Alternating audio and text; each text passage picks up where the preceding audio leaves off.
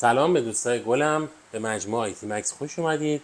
امروز میخوام یه دستگاه فوق العاده ظریف و قیمت مناسبی رو بهتون معرفی کنم.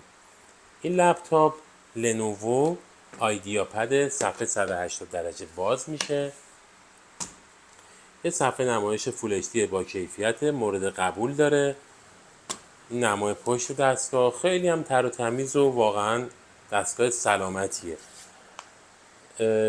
جک هدفونش این بغله، SD کارت اینجا میخوره، 3 تا USB این سمت داره و HDMI و جای شارژرش. این دستگاه CPUش آیتیری نسل 10 هستش و 8 گیگرم DDR4 داره که قابل ارتقاست.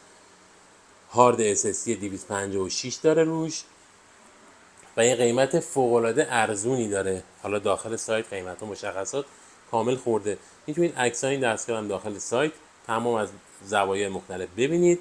اگر مورد پسندتون بود در خدمتتون هستیم. تقدیم نگاه گرم آیتی مکسیتون.